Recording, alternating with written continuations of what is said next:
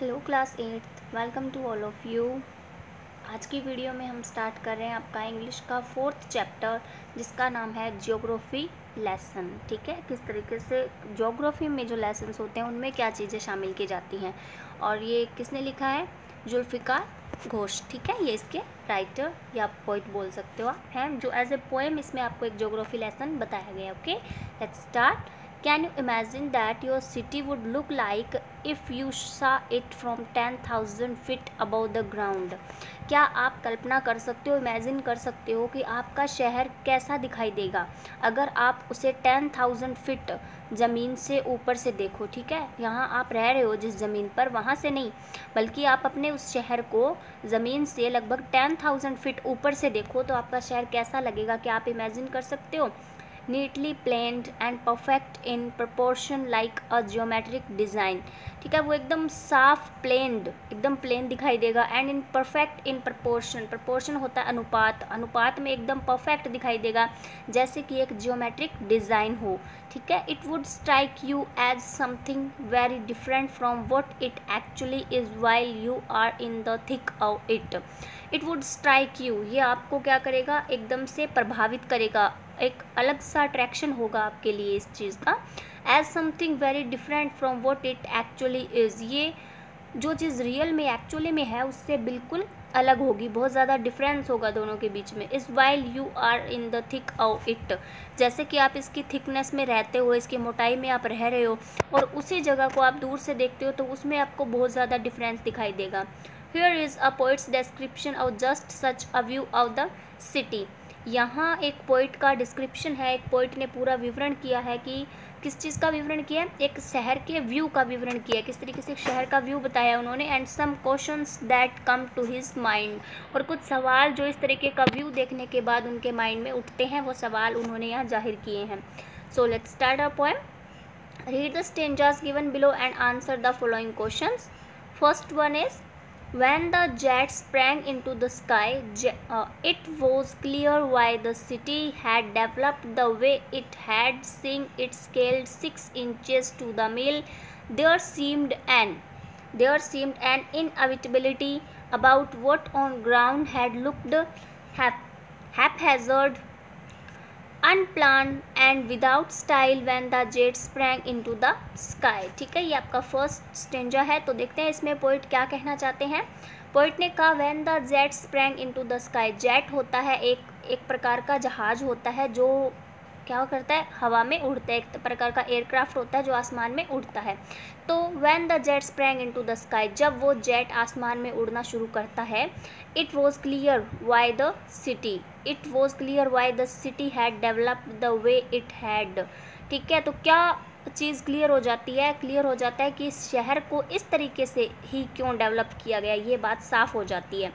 Had seeing it scaled 6 inches to the mile, ये बात कहाँ क्लियर हो जाती है? जब वो ऐसे लगता है इसके अंदर, मतलब स्केल के अकॉर्डिंग ऐसा देखा जाता है जैसे 6 इंचेस टू द मील, एक मील सिर्फ 6 इंच का दिखाई देता है जब एक स्केल के थ्रू अगर देखा जाए तो उसकी दूरी। ठीक है, जब जेट ऊपर उड़ना स्टार्ट करता है। उसके बाद क्या होता है? There seemed an inability. ठीक है, देयर सीम्ड एन इनएविटेबिलिटी। ठीक है, वहाँ पर एक कोई भी किसी भी प्रकार का कोई संदेह नहीं रह जाता। And what on ground had looked haphazard.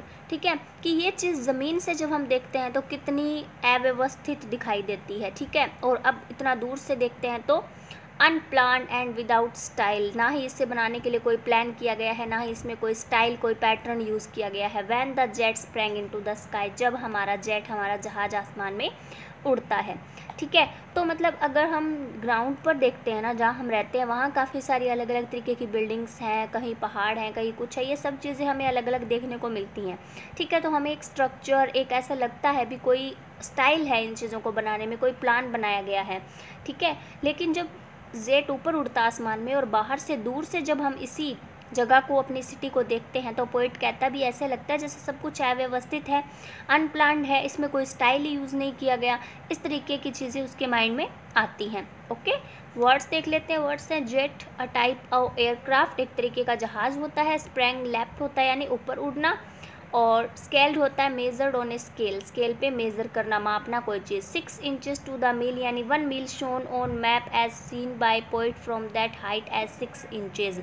ठीक है, मैप में जो चीज़ 1 मील दिखाई देती है उसे पोइट अपनी हाइट से कैसे देखता है, जैसे 6 इंचेस लगती है उसे। ठीक है, और नेक्स्ट है inevitability, fact that it was unavoidable, ऐसी चीज़ जिसमें कोई संदेह नहीं होनी संदेह है। ओके, और हैपहैज़र्ड होता है रैंडम या अनऑर्गेनाइज्ड यानी अव्यवस्थित, जिससे पहले ऑर्गेनाइज नहीं किया गया हो, जिसकी कोई व्यवस्था ना बनाई गई हो। अनप्लान्ड होता है नॉट प्लान्ड, जिसके लिए कोई योजना ना बनाई गई हो। स्टाइल होता है पैटर्न, कोई निश्चित तरीका ना यूज़ किया गया हो। अब हम देखते हैं अपने question answer. First one is what was clear when the jet sprang into the sky, जब जेट आसमान में उड़ना शुरू करता है या ऊपर उठता है तो क्या साफ हो जाता है।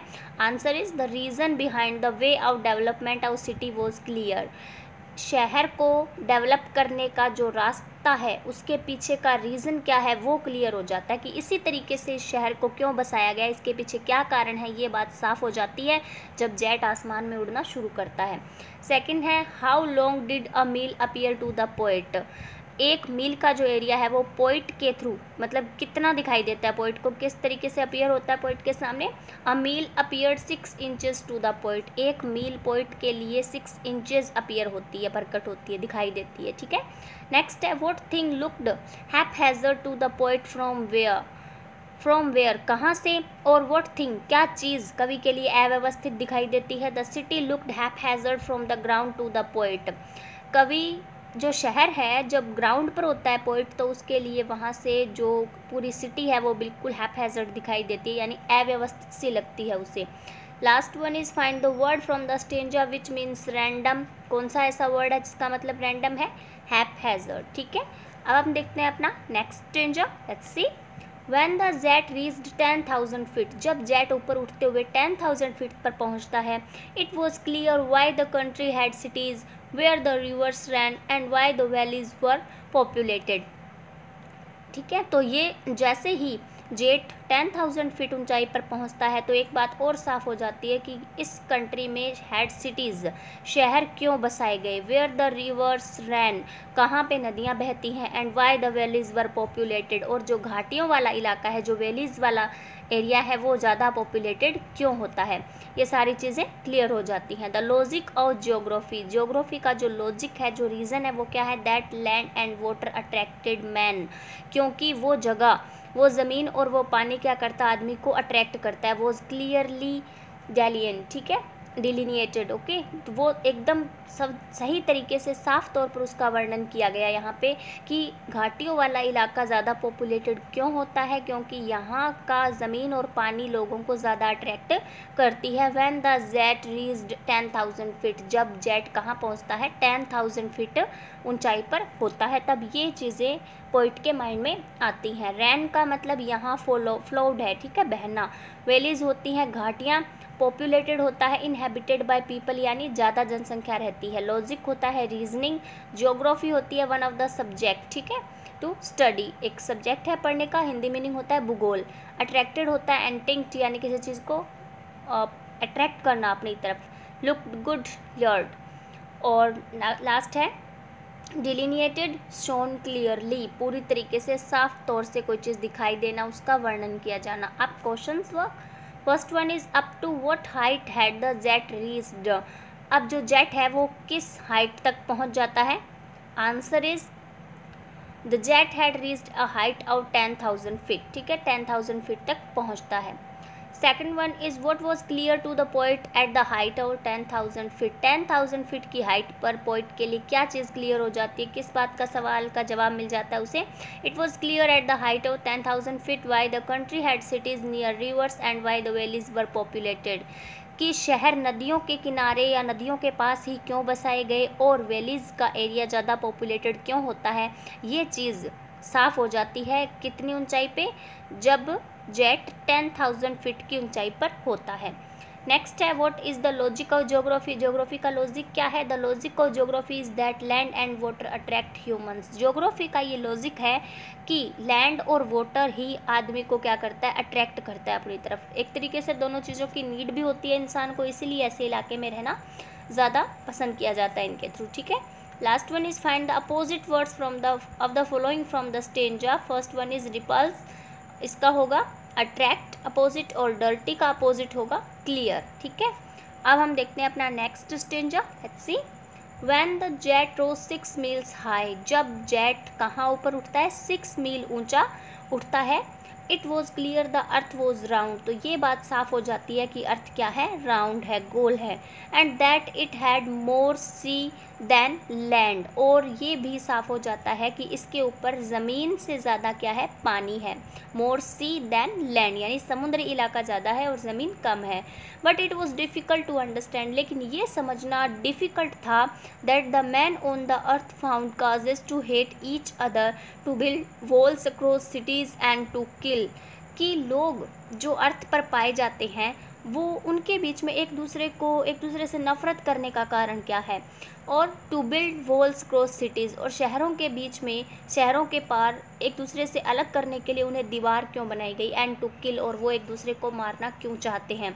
From that height it was not clear why, उस हाइट से ये बात क्लियर नहीं हो पाई. ठीक है, यानी पूरी धरती उन्हें दूर से एकदम गोल दिखाई दे रही थी, कोई चीज़ अलग नहीं थी किसी से, सब मिले हुए थे. फिर भी वहाँ जाकर ये बात पोइट के दिमाग में ये सवाल आता है कि लोग आपस में लड़ रहे हैं, एक जगह रहते हुए भी आपस में लड़ रहे हैं. शहरों के बीच में दीवारें बना दी गई हैं, अलग अलग बांट दिया गया है सबको, पृथ्वी एक होते हुए भी सब लोगों को अलग अलग बांट रखा है. तो उस हाइट और एक दूसरे को मारने के लिए उतारू रहते हैं, तो ये चीज़ भी वहाँ जाकर वो क्लियर नहीं हो पाती. इस बात का आंसर पोइट को नहीं मिल पाता वहाँ. ओके, वर्ड्स हैं.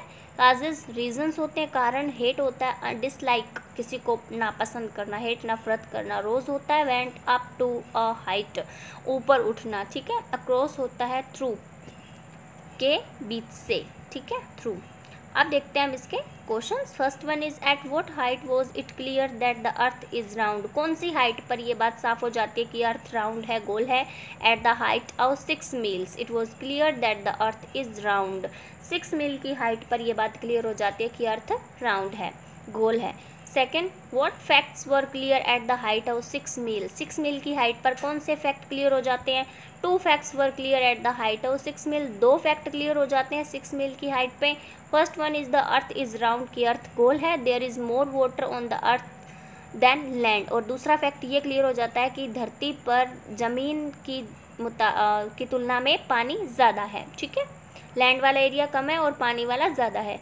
नेक्स्ट है what was difficult for the poet to understand even at the height of 6 miles, 6 mile की हाइट पर जाने के बाद भी पोइट के लिए क्या चीज़ समझना मुश्किल था. Even at the height of 6 miles it was difficult for the poet to understand why people hate each other, build walls across cities and kill one another.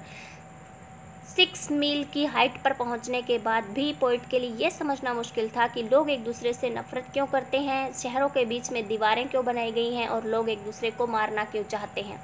ठीक है, और last question is find the word from the stanza which means reasons. Answer is causes. Okay, it's your chapter, आपको इसको read करना है, इसके words और question answer अपने नोटबुक में राइट डाउन करने हैं. Okay, thanks and have a nice day students.